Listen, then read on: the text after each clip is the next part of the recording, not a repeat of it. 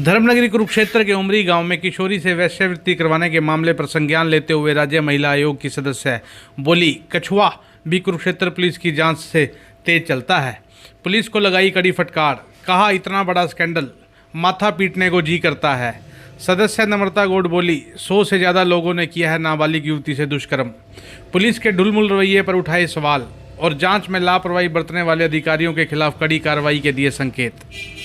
Police की ये कार्रवाई देखिए, वैसे तो मैं हमेशा ही पुलिस को मैं अप्रिशिएट करती हूँ कि पुलिस अच्छा काम करती है, बहुत बड़े बड़े मुकदमे पुलिस सॉल्व करती है। लेकिन इस केस के अंदर मतलब 30/1 को जो है इसकी जो FIR हुई थी गुमशुदगी की, उस पर क्या किया उसका तो कुछ भी निचोड़ नहीं निकला। मान लीजिए और अब जो मिलती हैं ये 19/5 को लड़की मिलती है, 19/5 तक जनवरी की लड़की गायब हुई, 19/5 को मिलती है। अगर वो लड़की को कोई मार देता, कुछ भी कर देता, कौन जिम्मेवार होता? दूसरी बात, इसके अंदर महिला के पास जब पुलिस बच्ची को जब लेने के लिए आई है तो वहाँ पर उसने बताया कि मुझे 5 पुलिस मतलब आई थी, कांस्टेबल आए थे, लेकिन उसमें से एक भी महिला पुलिस कांस्टेबल नहीं थी। 5 आए, वो इसको समझ रही है कि मेरे फ़ोन करवाते ही पुलिस आ गई, आधे घंटे के अंदर अंदाज़ा वो आ गए। लेकिन वो तो मैंने उसको पूछा कि भाई क्या कोई महिला आई, तो उन्होंने कहा कोई भी महिला कांस्टेबल नहीं आई। जब क्या जानते हुए क्या संगीन मामला है, का बच्ची को आप लेने जा रहे, नाबालिग बच्ची है या कोई भी एक महिला है, उसको लेने के लिए आप रेस्क्यू करने के लिए जाते हैं और वहाँ पर एक भी जो है महिला कांस्टेबल नहीं जाती है। ये अपने आप में बहुत ही दुखद जो है घटना है। महिला पुलिस अधीक्षक को और महिला DSP मामले की जांच कर रही हैं, लेकिन फिर भी नतीजा 0 हो तो फटकार तो बनती ही है। और आज कुरुक्षेत्र में उमरी में नाबालिग से गैंगरेप मामले में जांच करने पहुंची राज्य महिला आयोग की सदस्य नम्रता गौड़ ने तो यहां तक टिप्पणी कर डाली कि कछुआ भी कुरुक्षेत्र पुलिस की जांच से तेज चलता है।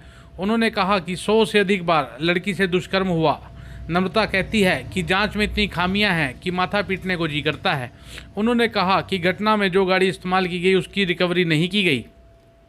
नम्रता गौड़ के अनुसार लड़की को नशे के इंजेक्शन लगाए जाते थे, नशे के इंजेक्शन कहाँ से आए इस बात की भी जांच नहीं की गई। उन्होंने कहा कि इतने संवेदनशील मुद्दे पर कुरुक्षेत्र पुलिस ने इतनी संवेदनशीलता बरती कि कुछ कहने की बात नहीं है। उन्होंने कहा कि यह तो एक बहुत बड़ा स्कैंडल है और मामले में आरोपियों के खिलाफ विस्तृत रिपोर्ट बनाकर कार्रवाई की मांग की जाएगी। और उसके बावजूद इसके अंदर जो है गाड़ी का इस्तेमाल हुआ है, गाड़ी के अंदर लेके गए हैं और जो काजल नाम की महिला वो मोटरसाइकिल चलाना जानती है, वो मोटरसाइकिल पर लेके जाती है, उसका पति उसको लेके जाता रहा है। इनमें से मतलब किसी की कोई भी रिकवरी इसके अंदर गाड़ी की मोटरसाइकिल की कोई रिकवरी नहीं है। इसको जो नशे के इंजेक्शन वगैरह दिए गए हैं उसकी मुझे तो लगता है इन्होंने कोई तफ्तीश ही नहीं किया है। कोई इंजेक्शन कहाँ से लाए, किसने लगाए, किस डॉक्टर से लिए होंगे, तो ऐसी भी कोई इन्वेस्टिगेशन नहीं है। मतलब इसके अंदर इस केस को मैं कहूँगी एक महिलाओं के प्रति, एक बच्चियों के प्रति जो असंवेदनशीलता जो इसके अंदर बरती जा रही है बहुत दयनीय है। क्योंकि इसी प्रकार से इतने जब लंबे समय मिल जाते हैं, मैंने देखा है कि महिलाओं के ऊपर किसी प्रकार का प्रेशर डालकर या फिर पैसों का लालच देकर या कोई भी अन्य थ्रेट देकर नॉर्मली समझौते हो जाते हैं। आपने देखा होगा, आप कई मुकदमे आप लोग भी अपने नज़रों से देखते हैं, मीडिया से हो, तो ये बेहद ही संवेदनशील मुद्दा है। और मुझे तो इसमें बहुत ही सरकार कम से कम 101, 102 कम से कम पुरुष होंगे जिन्होंने इस महिला के साथ, बच्ची के साथ इतना गलत काम किया। और इसकी जो बच्ची को आप किसी को किडनैप करते हो, किसी चीज़ पे तो करोगे, कोई तो व्हीकल होगा, चाहे साइकिल पे भी करे, कोई तो व्हीकल होगा। रिकवर क्या हुआ आज तक? कुछ भी नहीं। तरावड़ी गैंगरेप मामले में भी नम्रता गौड़ कहती हैं कि झूठी शिकायत देने वाले और शिकायत कर देकर मुकरने वाले शिकायतकर्ताओं पर भी महिला आयोग कड़ी कार्रवाई करेगी। जो तरावड़ी वाला मामला था उसके अंदर 101% रेप हुआ है। मतलब कई बार होता है कि हमें शक होता है, एविडेंस नहीं है, उसमें सब कुछ था। और यहाँ तक कि वो महिला पहले आयोग में नहीं आई थी, मतलब जब मैं गई तो वहाँ पर नहीं आई थी। तो पुलिस ने फ़ोन किया, मैंने खुद फ़ोन करवाया, तो फिर बात हुई कि हाँ जी ठीक है भाई हम आ रहे हैं। मैंने उनकी वहाँ पे वेट की और वो महिला आई, उसने सारी अपनी व्यथा मुझे बताई और व्यथा बताई। इवन उसने अपनी बॉडी के मार्क्स, जो कि शायद हम ना देखते लेकिन फिर भी हमने तसल्ली के लिए कि चलो भाई एक महिला के साथ इतना चार, उसने अपने खुद मार्क्स दिखाए। तो वो दिखाने पर भी मैंने उसको स्पेशली पूछा कि भाई आपको कोई डर तो नहीं है, थ्रेट तो नहीं है, आप उसको क्या माफ़ कर सकते हो किसी ने ऐसा कुछ किया है तो? क्या कहीं आपको कोई र्यूमर है, पैसा तो नहीं आप लेंगे, कोई ऐसा तो नहीं बात? उसने कहा नहीं मैडम मुझे तो न्याय चाहिए। जो एक महिला ने ऐसी बात की और उसके बाद 164 की बयान देने के लिए कोर्ट में गई है और हम लोग वहाँ से कार्रवाई करके अपने आ गए थे। तो हमारे सामने तो उसने अच्छे से स्टेटमेंट दी थी, लेकिन देने के बाद में वो मुकर गई है तो हम उसको छोड़ेंगे नहीं।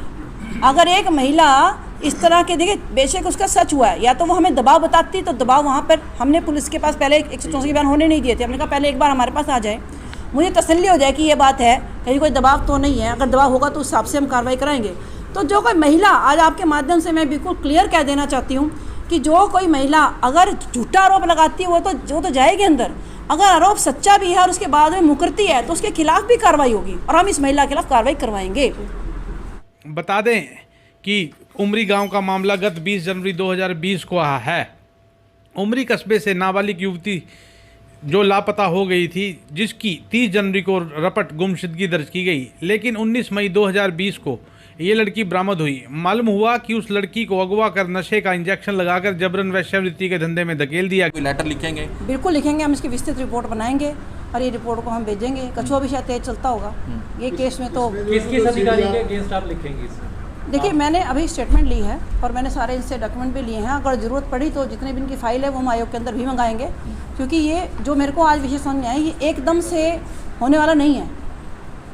मतलब इसके अंदर जो है मेन, देखो अभी जो सामने ही बिल्कुल फ्रंट पर हैं, जिनसे ये मामला ही शुरू हुआ, जो 25 जिसके पास से गई है, समझो जो व्यक्ति ले गया वही अभी तक अरेस्ट नहीं है। ऑलरेडी मामले को बहुत समय हो गया।